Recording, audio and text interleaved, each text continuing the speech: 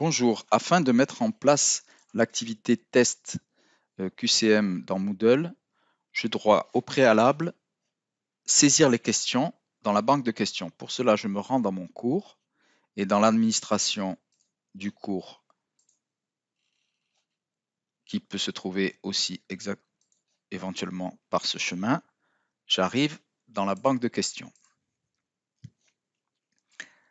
Dans la banque de questions, je saisis mes questions à la volée et je paramétrerai le QCM dans un tutoriel postérieur. Je vais séparer les deux opérations. Donc, je crée une question. Moodle me propose plusieurs types de questions à créer. Nous allons nous en tenir à choix multiples, vrai, faux et question intitulée composition. Nous allons voir chacune des trois modèles. La question choix multiple. La question choix multiple, donc je l'ajoute.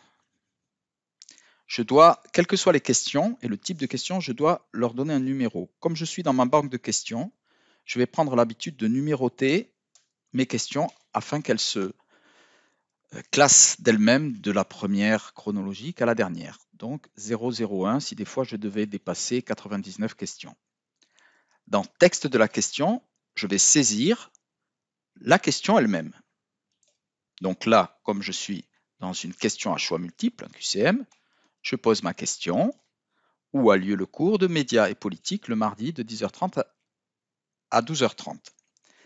La note par défaut, c'est la note que vaudra la question. Un point par question, c'est un bon choix. Un point important, plusieurs réponses ou une seule. Donc là, évidemment, où a lieu le cours, il n'y aura qu'une seule réponse. Nous ferons juste après le cas de 2 réponses justes. Mélanger les réponses possibles, oui. Ici, numéroter le choix, afficher les inscriptions standards, on n'a pas besoin de le remplir. Donc, première réponse possible, qui est la réponse juste, il a lieu en amphi héritier.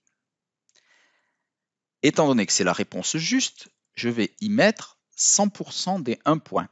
C'est-à-dire que la personne qui cochera cette case aura 1 point. La deuxième proposition, il a lieu en amphi Jaurès. Là, j'ai le choix, où je mets 0, aucun, et dans ce cas-là, il n'a pas de point, ou bien je peux mettre moins 1.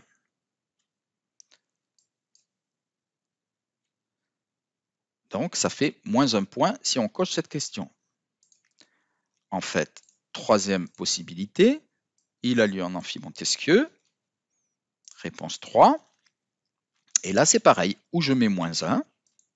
Dans ce cas-là, si la personne coche à la fois, alors là, elle peut cocher qu'une seule réponse. Donc, effectivement, dans ce cas-là, il vaut mieux mettre moins 1. Dans ce cas, cela sera comptabilisé moins 1 point si c'est une mauvaise réponse, ou 1 point, ou bien aucun. Dans ce cas-là, ça sera ou 0 ou 1 point. Ça, c'est à vous de choisir.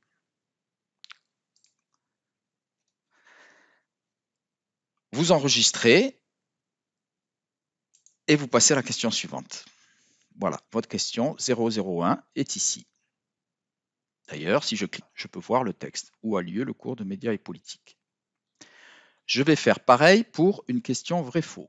Donc, je crée une question vrai-faux. Là, c'est très simple puisque ça peut être que juste ou pas juste. Je la numérote, 002. Donc, je repose la même question. Le cours médias et politique a lieu en amphi héritier. Donc là, c'est ou vrai ou faux. Réponse correcte, c'est vrai. Nous verrons ensuite les feedbacks pour la réponse vrai, feedback pour la réponse fausse. Pour l'instant, il y a juste vrai, faux. Et ensuite, la dernière question, c'est une question qui est intitulée composition. Par contre, ce type de question demandera une correction manuelle. Dans le langage commun, nous appelons ce type de question QRC, mais attention, Moodle appelle question à réponse courte un autre type de question qui, pour le coup, demande une réponse très très courte et avec d'autres paramètres. Donc ici, dans ce que nous appelons QRC, c'est bien le type d'une question de composition. Donc, comme les autres questions, je la numérote. Là, évidemment, la question est ouverte. Quels sont les cours enseignés?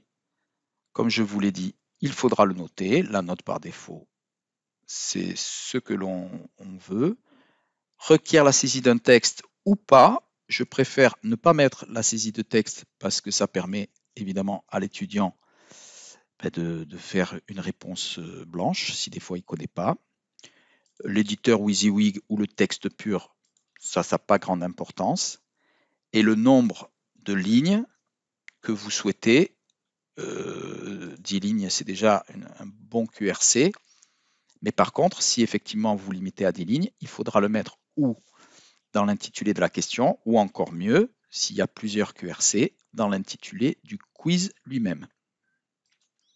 Vous enregistrez et vous voyez donc vos 3 questions qui sont ici classées par nom de question, c'est-à-dire par numéro, et que vous pourrez utiliser ultérieurement pour paramétrer votre quiz.